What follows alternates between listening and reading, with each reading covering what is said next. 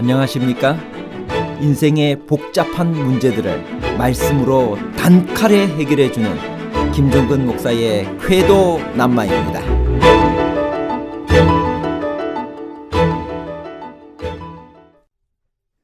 옷단 귀에 술을 만들고 청색끈을 그 귀의 술에 더해 본 적 있으신가요? 하나님께서 이스라엘 백성에게 이렇게 명령하신 이유는 무엇일까요? 안식일에 어떤 사람이 나무를 했습니다. 출애굽기 31장에는 안식일을 더럽힌 자를 어떻게 하라고 명령하셨나요? 안식일에 나무를 했다고 돌로 쳐 죽임받은 자는 무지의 결과로 죄를 범했나요? 아니면 외람되어 고의적으로 넷째 계명을 범한 것이었나요? 무지의 죄와 고의적 범죄에 관한 복잡한 문제를 하나님 말씀의 가르침으로 명쾌하게 해결해 드리겠습니다.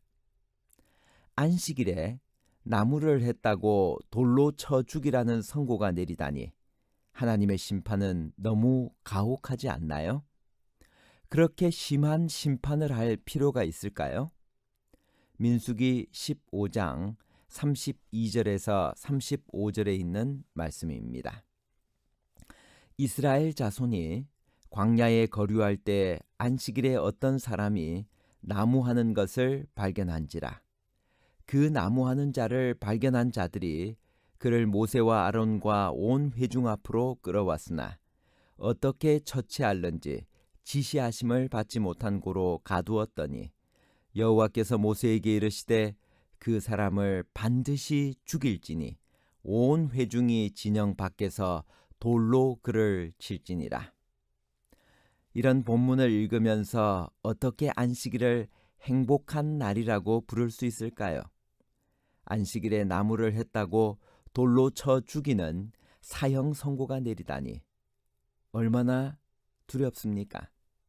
이 본문에서 제기되는 의문은 두 가지입니다.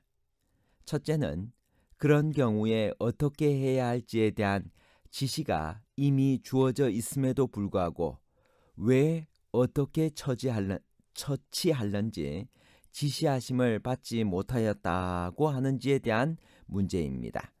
둘째는 안식일에 나무를 하는 죄가 과연 돌로 쳐 죽일 만한 죄인가 하는 점입니다. 안식일을 더럽히는 자는 어떻게 하라고 성경에 나와 있나요? 출애굽기 31장 14절에서 15절에 있는 말씀입니다. 너희는 안식일을 지킬지니 이는 너희에게 거룩한 날이 됨이니라. 그날을 더럽히는 자는 모두 죽일지며 그날에 일하는 자는 모두 그 백성 중에서 그 생명이 끊어지리라. 엿새 동안은 일할 것이나 일곱째 날은 큰 안식일이니 여호와께 거룩한 것이라. 안식일에 일하는 자는 누구든지 반드시 죽일지니라. 안식일을 더럽히는 자는 모두 죽이라고 했습니다. 이런 규례가 이미 있음에도 불구하고 어떻게 처치할는지 지시하심을 받지 못하였다고 하는 것은 무슨 의미일까요? 그것은 안식일에 나무하는 것이 과연 죽음에 처해질 범죄인지 여부에 대한 판단을 해야 하기 때문이었습니다. 출애굽기 20장 8절에서 11절은 안식일에 아무 일도 하지 말고 거룩히 지키라고만 했고 출애굽기 31장 14절에서 15절은 구체적으로 어떤 행위들이 그날을 더럽게 하는지에 대해 제시하지 않고 있기 때문입니다. 그래서 그들은 안식일에 나무를 하였다는 구체적인 사안으로 그에 대한 처벌을 시행하기 이전에 그를 가두고 지시를 기다린 것입니다.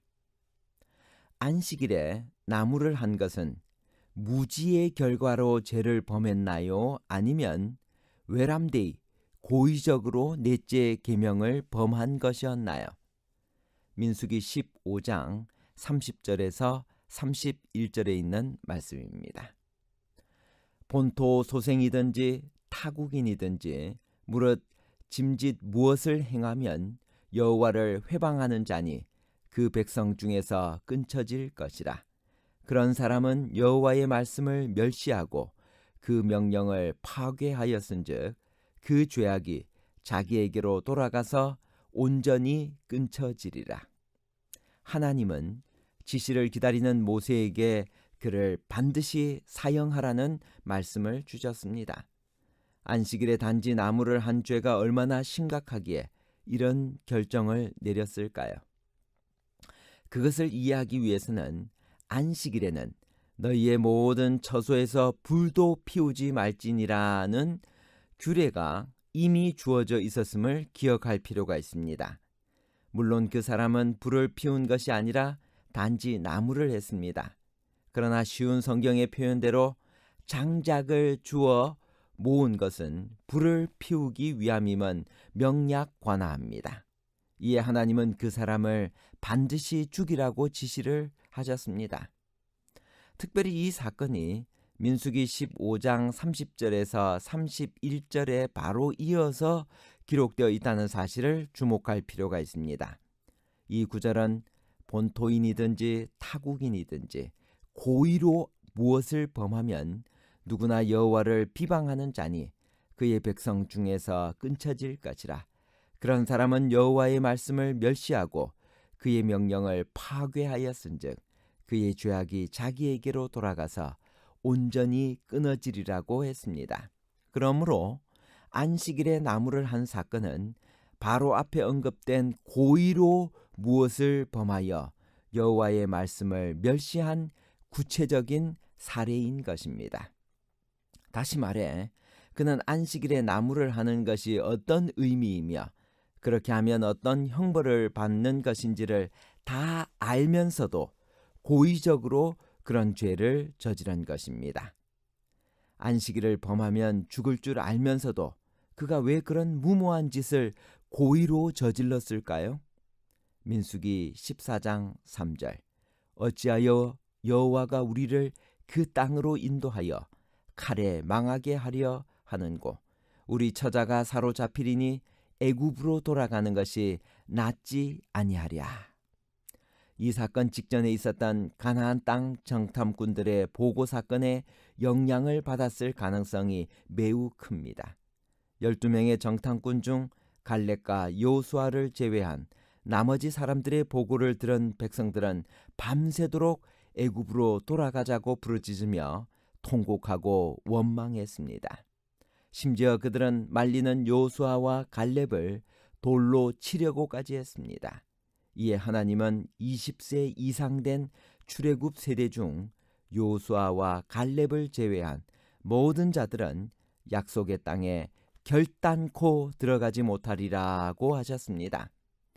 이 말씀을 들은 그 사람이 하나님에 대한 저항의 표시로 짐짓 안식일에 나무를 하러 나간 것입니다. 부조와 선지자 408페이지에는 다음과 같이 기록합니다. 이스라엘 백성이 가나안 땅에 들어가지 못하리라는 여호와의 선고는 반역의 정신을 일으켰다. 백성 중에 한 사람은 가나안에 들어갈 수 없다는 사실에 크게 노하여 하나님의 율법에 대한 자신의 반항심을 나타내기로 결심하고 안식일에 나무를 하러 나아갔다. 이것은 공공연히 넷째 계명을 범하는 일을 감행하는 행위였다. 광야에 머무르는 동안에는 제7일에 불을 피우는 일이 엄격히 금지되어 있었다. 이 금령은 가나안 땅에서는 연장되지 않았는데 그곳은 기후가 차서 자주 불을 피울 필요가 있었기 때문이었다. 그러나 광야에서는 덥게 하기 위하여 불이 필요치 않았다. 그러므로 이 사람의 행위는 부주의나 무지의 결과로 죄를 지은 것이 아니라 외람되이 고의적으로 넷째 계명을 범한 것이었다. 안식일을 기억하여 거룩히 지키라는 의미와 하나님의 계명을 기억하기 위하여 어떻게 하라고 하셨나요? 민수기 15장 37절에서 39절 여호와께서 모세에게 일러 가라사대 이스라엘 자손에게 명하여 그들의 대대로 그 옷단 귀에 술을 만들고 청색 끈을 그 귀의 술에 더하라. 이 술은 너희로 보고 여호와의 모든 계명을 기억하여 준행하고 너희로 방종케 하는 자기의 마음과 눈의 욕심을 쫓지 않게 하기 위함이라. 안식일을 기억하여 거룩히 지키라는 십계명의 넷째 계명은 단지 한 날을 기억하라는 것을 넘어서 하나님의 계명에 순종하느냐 불순종하느냐의 중요한 문제였습니다. 도전적으로 하나님의 계명을 어기는 것은 전체 회중의 전진을 막는 중요한 도발 행위였기 때문에 아간이나 신약의 아나니아와 삽비라처럼 즉각 심판을 받은 것입니다. 옷의 날개라고 하는 말이 나오는데요. 이 말은 아마도 소매자락을 가리킬 것입니다. 술로 번역된 단어는 아론의 머리띠에 붙어있는 금패를 나타내는 말로도 사용되었습니다. 술은 그들이 하나님께 속하였으며 또한 다른 습관에서와 마찬가지로 옷 입는 것에서도 하나님이 가르쳐준 원칙들을 따라야 함을 이스라엘 백성들에게 끊임없이 상기시켜주기 위한 것이었습니다. 거룩함은 술이나 끈을 다는 등의 외형적인 준수로 얻을 수 있는 것이 아니라 오직 하나님의 뜻에 순종함으로 얻을 수 있는 것입니다. 결론입니다. 첫 번째, 안식일을 더럽히는 자는 모두 죽이라고 하나님께서 명령하셨습니다.